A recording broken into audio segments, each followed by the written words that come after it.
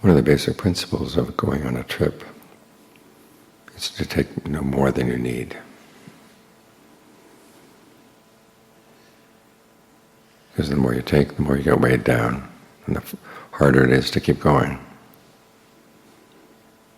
So there's a strength in letting go. The Buddha talks about perceptions that you can develop that strengthen the mind, so that it can become more independent. In fact, the perceptions help separate you out from things that you might ordinarily depend on. It includes the perception of inconstancy, perception of not-self, perception of the drawbacks. In this case, that would be the drawbacks of coming back and having a body again. We think of the body as opening the world to us, providing all sorts of opportunities, but also opens us up to disease. Every part of the body has one or two diseases, if not more. Even your eyebrows have little mites.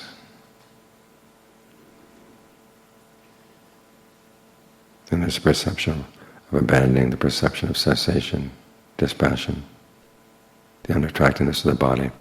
These are all designed to help you let go. And in letting go, the Buddha says, you strengthen the mind. Because you find that you can rely on less and less. So you're not weighed down. Take the perception of inconstancy. Just observing that something is inconstant means that you have to step back from it. Because if you were one and the same with that thing, then when it disappeared, you wouldn't notice it disappeared because you wouldn't be there. That's similar when it arises again. You wouldn't see it arising. You're suddenly there and together with it. So the fact that you can observe something as it's inconstant means this isn't you. And it's separating you from it.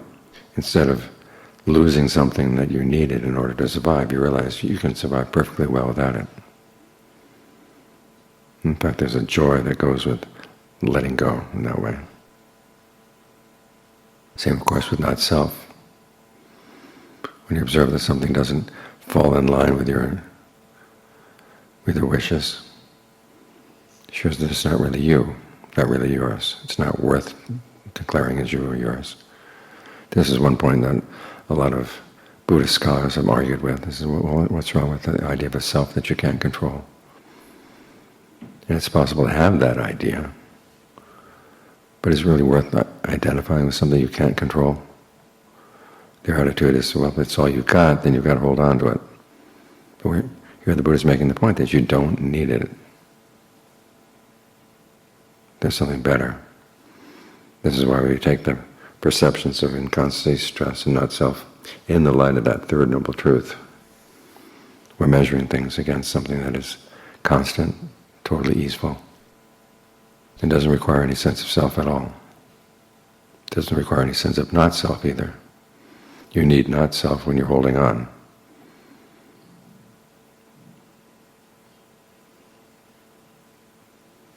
It's like a bottle opener, a can opener. When the bottle needs to be opened, you hold on to the can opener. And when the bottle is already opened, then you put it down. But you, again, strengthen yourself by not weighing yourself down. And all those things you claimed as you or yours, you have to remind yourself, you don't really need them, you've got something better. And so on with the contemplation of the drawbacks, contemplation of the unattractiveness of the body. You realize what you've got here, even though it's a useful tool, can bring a lot of suffering if you're attached to it, and you're better off not being attached. Again, these perceptions have to go with the whole set of the Four Noble Truths, because you get the mind into concentration. And one of the things you learn as you get the mind into concentration is that in the very beginning you need a lot of activities. We talked today about how concentration is fabricated. In the beginning, to counteract all those streams of the mind that would head off in different directions, you have to protect your focus on one object with lots and lots of activity. To counteract the fact that the mind wants to think about things, well, you think about the breath, you evaluate the breath. Because there comes a point where you don't need to do that anymore.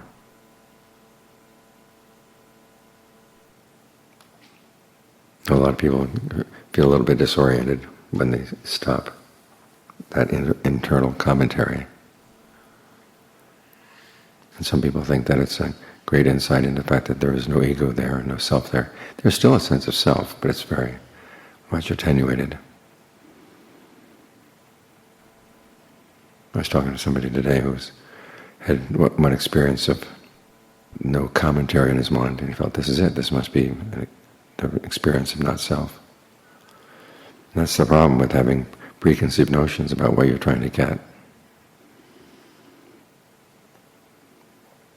What you have to do is look for what am I still doing, and to what extent is it necessary.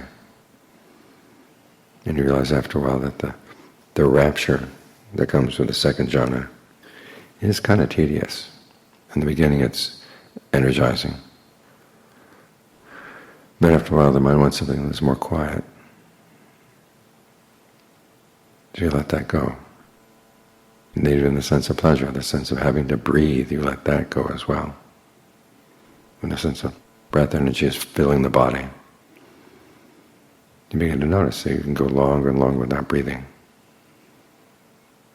It's not that you suppress the breath, it's just that everything is so thoroughly breathized in the body that there's no need to breathe in or out.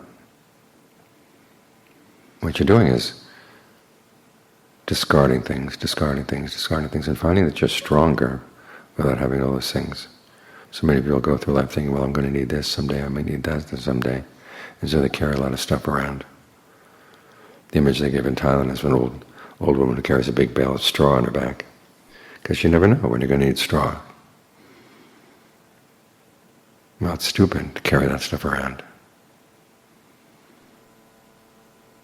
And we think that we're rich because we have a lot of things we're carrying around. But we weaken ourselves, both in the carrying around and in the sense, well, I'm going to have to depend on this, I have to depend on that. Your mind becomes a hothouse plant that can survive only in very specific environments. What you want is a plant that is really hardy, can survive anywhere. What that means is a mind that has lots of skills. And the skills of peeling things away like this is one of the primary ones. So you strengthen the mind by holding in mind perceptions that help you to separate yourself out from the things that you felt you had to rely on, or that you actually thought were you, like this body. It's hard for a lot of people to imagine themselves without a body, the particular one they have. And the body keeps refusing their claims.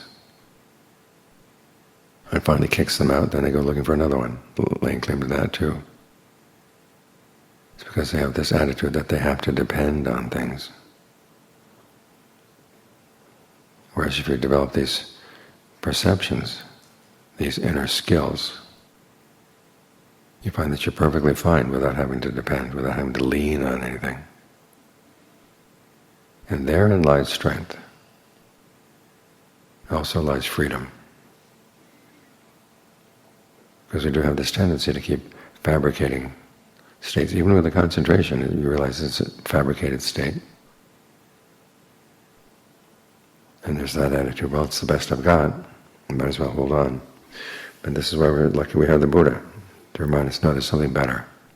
If you can learn to see where you're fabricating it, stop doing that. And don't replace it with any other fabrication. See what happens. That's when the mind can exhibit its full strength.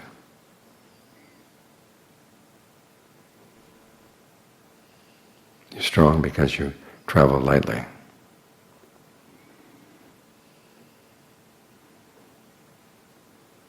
And the mind is especially strong when it doesn't have anything at all. Doesn't need anything at all. There's that refrain that you hear again and again and again, and how happy we are we who have nothing. See how they suffer, those who have something. People bound in mind with people, people bound in body with people. People bound even to their own ideas. When you learn how to let go,